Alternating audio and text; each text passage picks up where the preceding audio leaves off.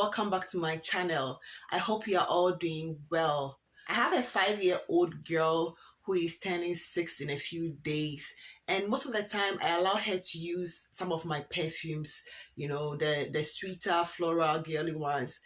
I allow her to use them because she loves them, and I never thought of buying perfumes for her, like dedicated ones to say, oh, these are yours. But I found some few Disney princess perfumes, and I was like, this is a perfect idea. I'm sure she will love them. She'll have something to call her own. And I decided to pick these 4 amazing Disney princess perfumes just for her, so that she can have something to call her own, or her first perfume. So I went ahead and picked these 4 amazing Disney princess fragrances for her.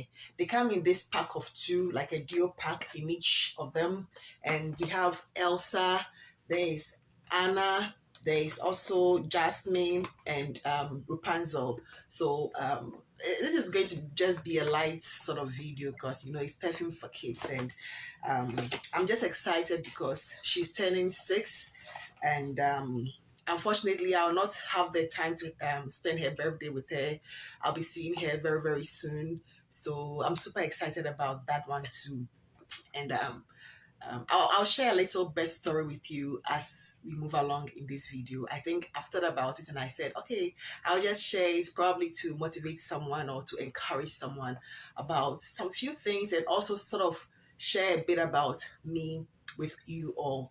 So the very first one I have here is Princess Jasmine, and it's just a whimsical, sort of presentation. Is this castle with this green and pink top, just lovely for a 6-year-old, a 6-year-old, or 5, 6, 7, 8 years. They would really appreciate this sort of packaging and the fragrances. You may notice this tattoo on my arm, and it's my daughter's name that I inscribed there, just to have her with me all the time, because most of the time we are not together. I go to work or I'm away from her, and she's living with the nanny and all those things. So it's just a way of getting her closer to me, and I think yeah, that's it.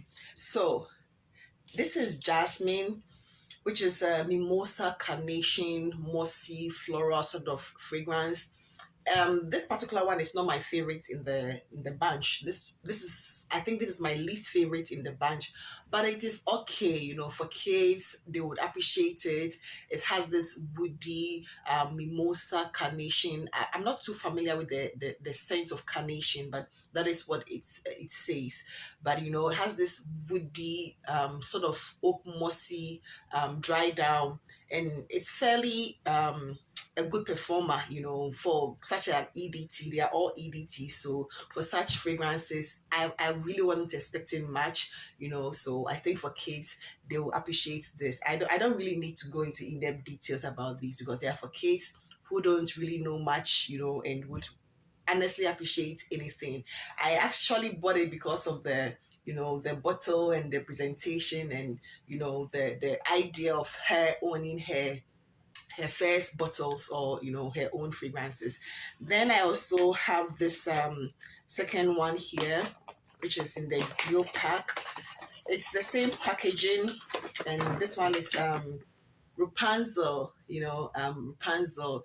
It's almost the same sort of bottle, with just the variation in the color. This princess mauve. I prefer this to the Jasmine because this one has this musky sort of powdery note to it, which is quite it's sort of dry. It has some dryness to it, which to me I thought was a bit too much for kids, because for kids I thought it was going to be sweet floral or fruity floral with some jamminess, or mouth-watering florals or fruity vibes, but it's quite dry.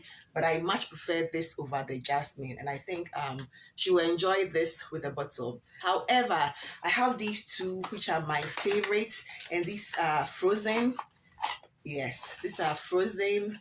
Frozen comes in this nice bottle. It's just a small package here very, very beautiful. This has Elsa, or this is Elsa, I should say, frozen Elsa, like that is how it is termed as. It is Elsa, and it's one of my favorites. I think this one is more appropriate for kids because it has this sparkling, fresh, aquatic sort of note to it, trying to capture the frozen, that ice sort of thing. And in a way, I think they sort of got it. So I like it. It's one of my favorites, or it's my favorite in the four that I picked for her because it's fresh, airy. Little girls will like it. It has some vanilla too. So it's quite like a nice one, and the presentation is also good. I think this one is quite a unisex scent because it doesn't pull too girly. So I can see a mother or someone putting this on a boy too, and it will just be acceptable. And this one that I also have is Anna. Anna is also in the same pack as Elsa. It has the same package.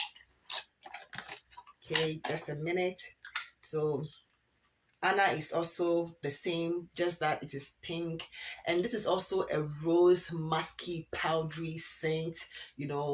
I also love this one. I think Elsa is my favorite, and then I'll go with Anna, then I'll go with Rapunzel, and then Jasmine will be my least favorite, But they are all simple, everyday kids, they want to have something they can call their own, or you don't want them to use your expensive and more grown up fragrances. You just want to keep them as kids for as long as possible, so you would want to just avoid letting them use your grown up sexy sort of fragrances. And prices they are very, very affordable, like $10, $9.99.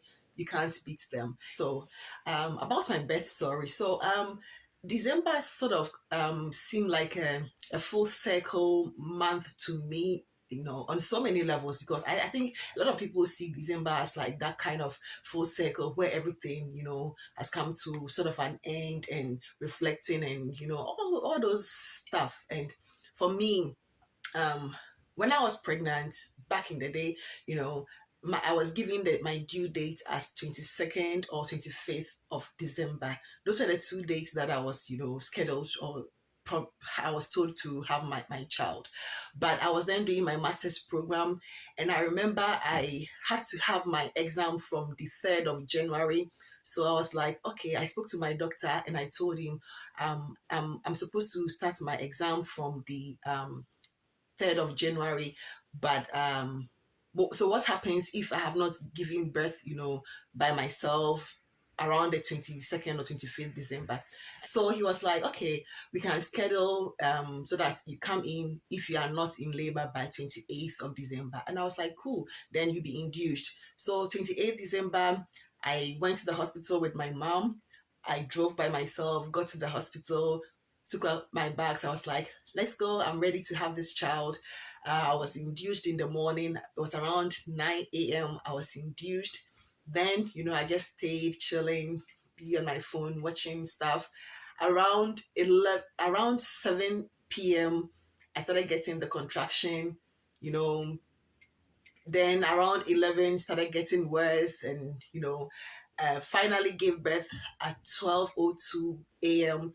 on the following day. And I was like, okay, the baby is here now. I can concentrate on being a mother. And I also didn't want to lose out on my chance of completing my final exam. It was my final exam for my master's program. So I was like, I don't want to sort of defer and trying to do everything at the same time. So we were discharged, I think, a day or two after. But when we got home, I thought I was breastfeeding, but apparently she was getting nothing because I think my body was too tensed and stressed with the, being a new mother, trying to figure it out, although my mom was there to help, and then trying to learn for the exam. It was like a toll on me, and my body really was not producing any milk. So apparently she was not feeding, and then she developed this yellow eyes and body, which, is like childhood or like jaundice. So we had to go back to the hospital. She was um hospitalized for about a week, so I'll be in the hospital, go to the examination hall, go and write the exam, come back. My mom will stay with her. We will give her formula, baby formula, because I knew I wasn't producing enough milk. And I was trying to do all these things together, drive myself, with my stitches, I think I had about 6 or 7 stitches, but I would drive myself to the examination room, write the exam, come back to the hospital, stay with her, do that, until I was able to finish the exam. And for this reason, I sometimes I look back and I go like, wow, like how did I do this? And I was able to do that, from the time I gave birth, and immediately after the exam, I had to start the last module. I was doing the whole modular thing, so I had to follow up with the last session, which was like chaotic, but I was like, no, I'm not giving up, I'm not deferring. I want to graduate. I just want to, sort of put my life in order, because like I don't have any partner, or I didn't have any partner at that time. It was just me and my mom, and I was like, I need to do this, by myself, come what may. So I look back, and 6 years down the line, I look at this girl and I'm like, wow, like we did it. We've come such a long way, and it's so emotional for me. And I feel so blessed to have her. You know, I feel so blessed to have her. It's just been the two of us plus my family, and we love her. Like it's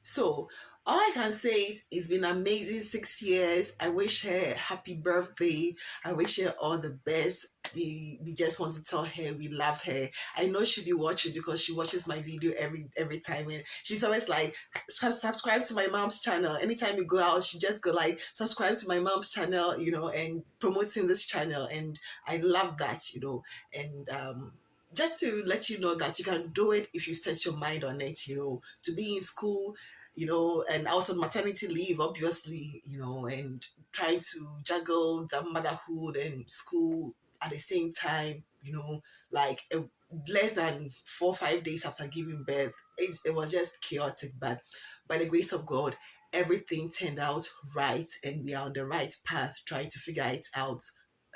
Yes, trying to figure it out. So that is all I have for you.